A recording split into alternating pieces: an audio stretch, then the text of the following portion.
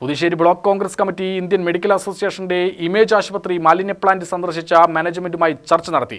പ്രദേശത്ത് ഗുരുതര ആരോഗ്യ ഭീഷണി ഉയരുന്ന സാഹചര്യത്തിലാണ് കോൺഗ്രസ് നേതാക്കൾ ഇടപെട്ടത്. ആശുപത്രി മാലിന്യങ്ങൾ കെട്ടിക്കിടക്കുന്നതിനെ തുടർന്നുണ്ടായ പരിസ്ഥിതി ആരോഗ്യ പ്രശ്നങ്ങൾ കോൺഗ്രസ് നേതാക്കൾ ചൂണ്ടിക്കാട്ടി.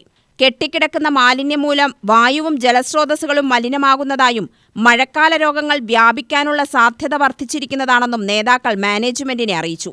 പ്രശ്നത്തിന് അടിയന്തര പരിഹാരം കാണണമെന്നാവശ്യപ്പെട്ട Puthussery block Congress president M രാധാകൃഷ്ണന്റെ നേതൃത്വത്തിൽ മാനേജ്മെന്റിന് കത്ത് നൽകുകയും ചെയ്തു.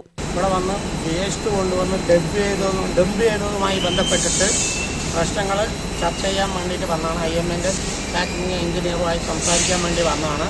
അവരുമായി സംസാരിച്ചതിൻ്റെ ബേസിൽ 1.5 മാസത്തിൻ്റെ അകം ഇതിൽ മാക്സിമം ക്ലിയർ ചെയ്ത് പൊതുജനങ്ങൾക്കോ മറ്റുള്ള തൊഴിലാളികൾക്കോ യാതൊരുവിധ രോഗങ്ങളും നഷ്ടങ്ങളും ഇല്ലാത്ത രീതിയിൽ എത്രയും പെട്ടെന്ന് ക്ലിയർ ചെയ്തെടുക്കുക.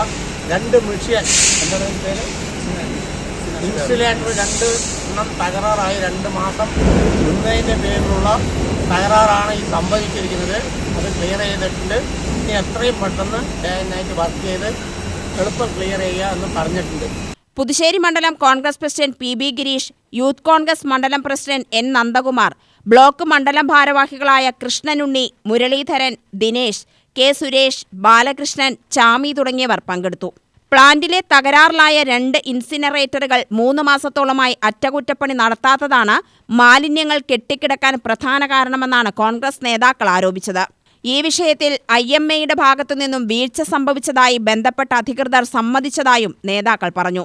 പ്രദേശവാസികളുടെ ആശങ്കകൾ പരിഗണിച്ച് കെട്ടിക്കിടക്കുന്ന മാലിന്യങ്ങൾ എത്രയും പെട്ടെന്ന് പൂർണ്ണമായും നീക്കം ചെയ്യാമെന്ന് മാനേജ്മെന്റ് ഉറപ്പു നൽകിയതായും നേതാക്കൾ അറിയിച്ചു. UTV news, Palakkad.